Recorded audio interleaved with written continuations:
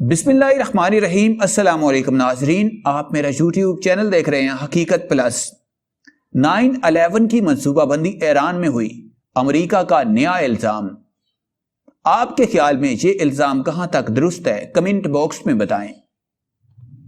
امریکی وزیر خارجہ مائک پومپیو نے ایران پر الزام عائد کیا ہے کہ القاعدہ کا نیا صدر دفتر ایران ہے۔ 9/11 کی منصوبہ بندی ایران میں ہوئی۔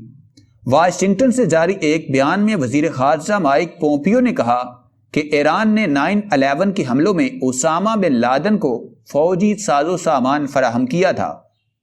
ایران نے ان حملوں میں القاعدہ کی مدد کی تھی۔ مائک پومپیو کا کہنا تھا کہ 9/11 کی منصوبہ بندی ایران میں ہوئی۔ ثانیہ سے قبل 8 مجرموں نے تہران کا دورہ بھی کیا تھا۔ اب ایران میں القاعدہ کو ایک محفوظ پناہ گاہ مل گئی ہے۔ غیر ملکی خبرساں ادارے کی رپورٹ کے مطابق امریکی وزیر خارجہ مائک پومپیو نے کہا کہ القاعدہ ایرانی حکومت کے تحفظ کے لیے کوساں ہے۔ ایران القاعدہ کے لیے نیا افغانستان ہے۔ امریکی وزیر خارجہ مائک پومپیو نے الزام عائد کیا ہے کہ ایران القاعدہ کا نیا ٹھکانہ ہے۔ امریکہ کے نیشنل پریس کلب میں تقریب سے خطاب کرتے ہوئے مائک پومپیو نے کہا کہ ایمن الظواہری کے نائبین سمیت القاعدہ کی لیڈرشپ تہران میں جمع ہو چکی ہے۔ القاعدہ کو نیا گھر مل گیا اور وہ اسلامی جمہوریہ ایران ہے۔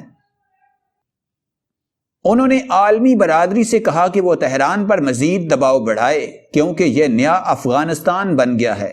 انہوں نے ایران کے خلاف فوری کارروائی کے امکان کو مسترد کر دیا اور کہا کہ اگر ہمارے پاس یہ آپشن ہوتا بھی تو اس منصوبے پر عمل درآمد میں بہت سے خطرات ہوتے۔ جہاں یہ واضح رہے کہ امریکہ نے 2001 میں یوز آف ملٹری فورس کے نام سے ایک قانون منظور کیا تھا جس کے تحت امریکی فوج کو دنیا بھر میں القاعدہ کے خلاف کارروائی کا اختیار حاصل ہو گیا ہے۔ قطر کے الجزیرہ ٹی وی نے تجزیہ کاروں کے حوالے سے دعویٰ کیا ہے کہ ٹرمپ کے صرف 8 دن باقی رہ گئے ہیں اور عین ممکن ہے کہ وہ دفتر چھوڑنے سے پہلے ایران کے خلاف کوئی نیا محاذ کھول دیں۔